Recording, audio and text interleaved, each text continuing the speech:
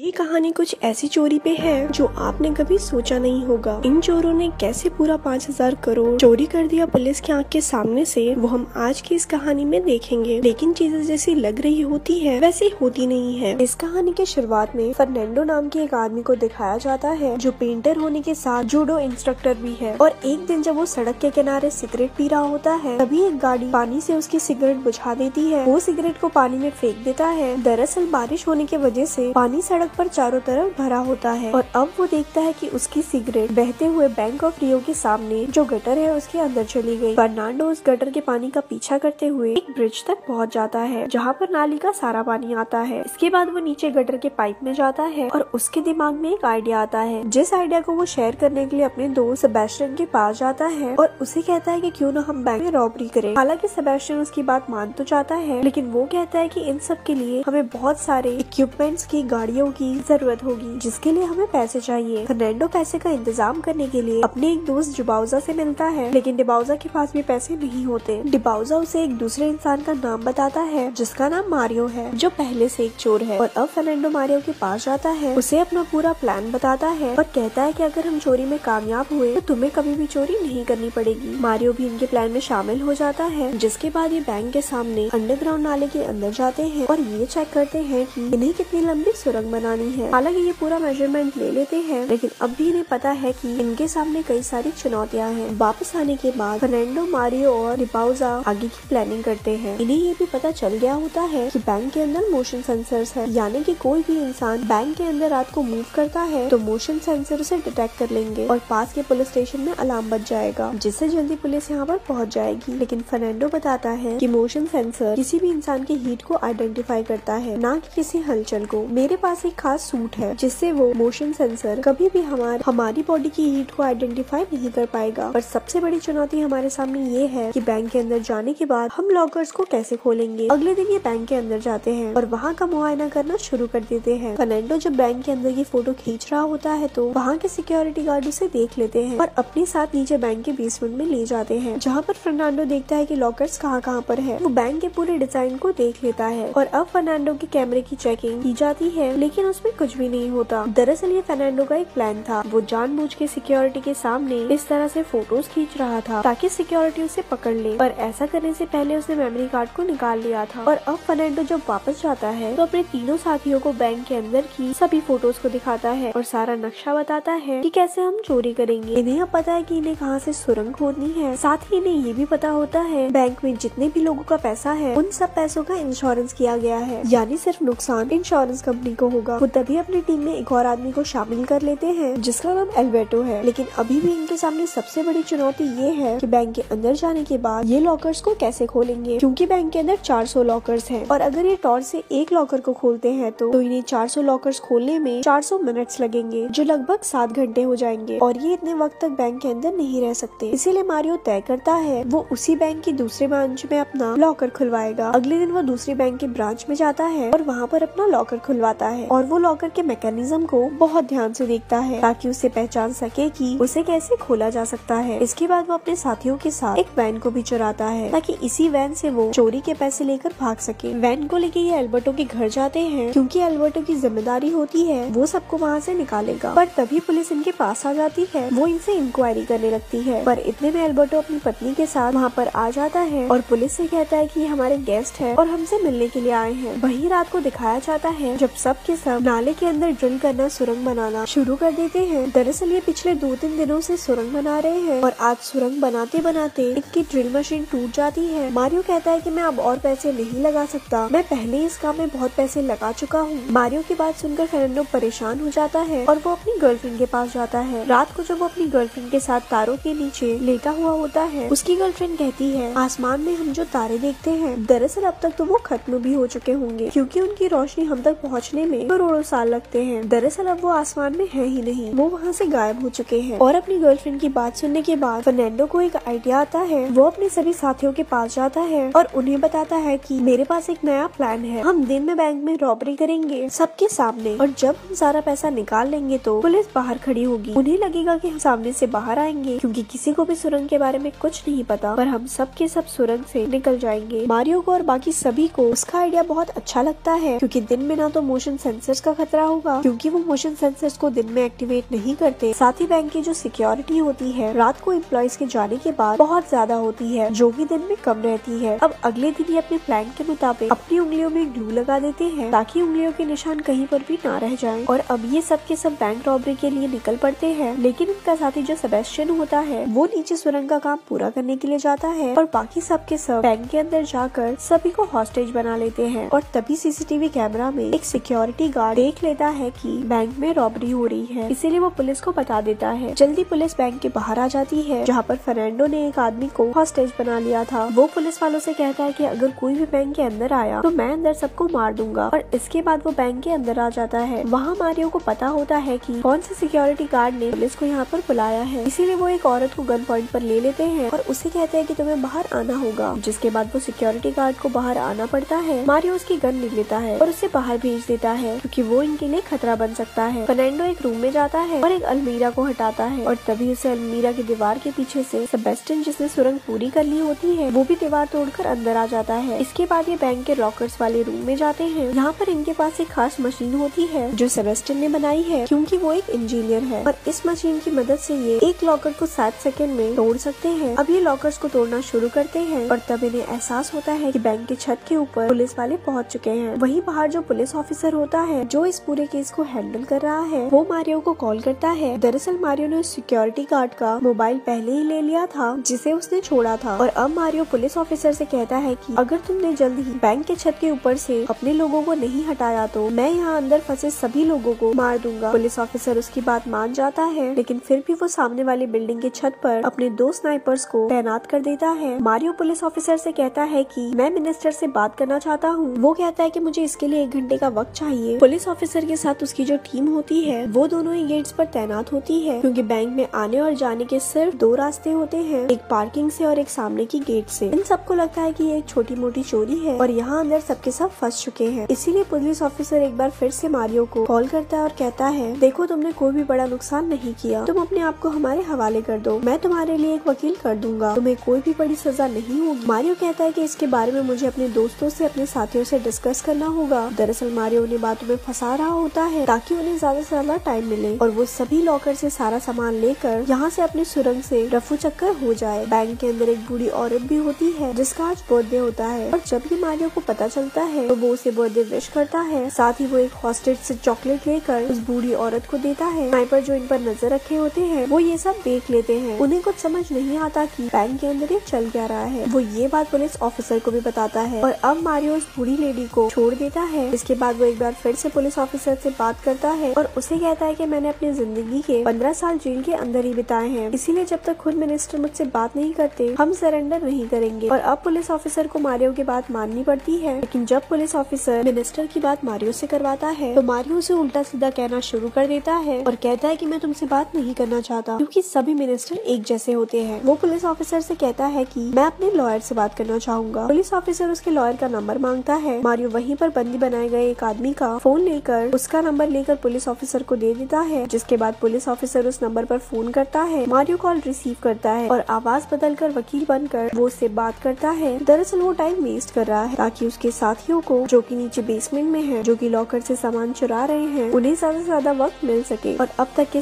सारे लॉकर से बहुत ही कीमती सामानों को, पैसों को, सोने को निकाल चुके हैं और अब ये पूरे के पूरे सामान को सुरंग से नीचे शिफ्ट कर रहे होते हैं जहाँ पर इनकी नाव है। वहीं पुलिस ऑफिसर को दिखाया जाता है जिसे अब शक होना शुरू हो जाता है क्योंकि मारियो ने जो उसे नंबर दिया था और कहा था कि ये मेरे लॉयर का नंबर है, मारियो ने उस नंबर को स्विच ऑफ कर दिया होता है। पुलिस ऑफिसर समझ जाता है कि इन्होंने बैंक से निकलने का कोई ना कोई और रास्ता ढूंढ लिया है और तभी उसकी नजर गटर के ढक्कन पर जाती है। वो समझ जाता है कि वो नीचे के रास्ते से निकलना चाहते हैं। वहीं बैंक के अंदर जितने भी हॉस्टेजेस होते हैं वो सबको ऊपर जाने के लिए कहते हैं और अब ये अपने सभी हथियारों को बैंक में छोड़कर नीचे अपने नाव तक पहुंच जाते हैं जहाँ पर इन्होंने सारा सामान शिफ्ट कर लिया है। दरअसल इनके पास जितनी भी गन्स थी वो असली गन्स नहीं थी बल्कि वो खिलौने थे क्योंकि फर्नांडो कभी भी किसी इंसान को नुकसान नहीं पहुंचाना चाहता था। बैंक के अंदर जितने भी लोग होते हैं उन्हें पता चल चुका होता है कि लुटेरे यहाँ से जा चुके हैं, इसीलिए वो अपने मोबाइल फोन से अपने रिलेटिव्स को कॉल करके बताते हैं कि वो पूरी तरह से सुरक्षित है। पुलिस ऑफिसर जो अब तक पूरी गेम समझ चुका है वो पुलिस की एक टीम को गटर के उस हिस्से में भेजता है जहाँ से बाहर निकला जाता है और खुद वो अपनी एक टीम के साथ बैंक के अंदर जाता है। वहीं हमें फर्नांडो और उसके साथियों को दिखाया जाता है जो बोट पर अपनी नाव नाव पर होते हैं। दरअसल इन्हें पता था कि पुलिस वालों को पता चल सकता है कि ये गटर के रास्ते निकलने की कोशिश करेंगे, इसीलिए इन्होंने पानी में एक छोटा सा डैम बना दिया था ताकि पानी का बहाव दूसरी दिशा में बहने लगे और ये अपनी नाव से दूसरी दिशा में निकल जाए, जो सब इन्होंने बहुत खूबसूरती से कर लिया होता है। वहीं पुलिस ऑफिसर को वो सुरंग मिल जाती है जिससे सबके सब भागे थे। वहाँ पर उन्होंने एक बॉम्ब को भी रखा होता है, पर पुलिस ऑफिसर को जल्दी पता चल जाता है सारे हथियार और बॉम्ब सब कुछ नकली था। पर अब बहुत देर हो चुकी है क्योंकि ये सारा का सारा पैसा सोना लेकर एल्बर्टो के घर पहुंच चुके हैं और इन्होंने वो गाड़ियों को भी जला दिया है जिन गाड़ियों का इन्होंने इस्तेमाल किया था। इसके बाद ये रॉबरी के सारे सामान पैसों को आपस में बांट लेते हैं। कुछ महीने बीत जाते हैं और अब इन सबकी जिंदगी बदल चुकी है। ये अब बहुत अमीर बन चुके हैं, लेकिन एक दिन फर्नांडो की पत्नी को पता चल जाता है कि ये उसका किसी दूसरी लड़की के साथ अफेयर है। इस बात से वो गुस्सा होकर पुलिस के पास जाती है और उन्हें बता देती है कि कुछ महीने पहले जो बैंक में रॉबरी हुई थी उसमें मेरे पति भी शामिल थे। पुलिस फर्नांडो के साथ उसके सभी साथियों को पकड़ लेती है और अब उसे जेल हो चुकी है। पर क्योंकि इनके पास नकली हथियार थे और ना ही इन्होंने किसी को नुकसान पहुंचाया था, इसीलिए इन्हें बहुत लंबी सजा नहीं होती। 7 महीने बाद फर्नांडो को छोड़ दिया जाता है। उसे मारियो अपनी बहुत ही शानदार कार में लेने के लिए आता है। दरअसल फर्नांडो ने इसका भी प्लान बहुत पहले से बना रखा था, इसीलिए उसने जानबूझकर नकली हथियारों का इस्तेमाल किया था ताकि इन्हें लंबी सजा ना हो। साथ ही बैंक के लॉकर्स में लोगों का जितना भी सामान होता है बैंक के पास उसका कोई भी रिकॉर्ड नहीं होता, इसीलिए पहले इन्होंने अपने आधे पैसों को छुपा दिया था ताकि अगर ये पकड़े भी जाए तो पुलिस को इनके पास पूरा पैसा ना मिले। हालांकि बैंक ने $25 मिलियन और कई किलो सोना क्लेम किया था, लेकिन पुलिस को इनके पास $1.2 मिलियन और 8 किलो सोना ही मिला था, यानी कि बाकी का पैसा और सोना अब भी इनके पास है। साथ ही अभी आजाद भी हो चुके हैं और इसी के साथ ये सच्ची घटना पर आधारित फिल्म यहीं पर खत्म होती है।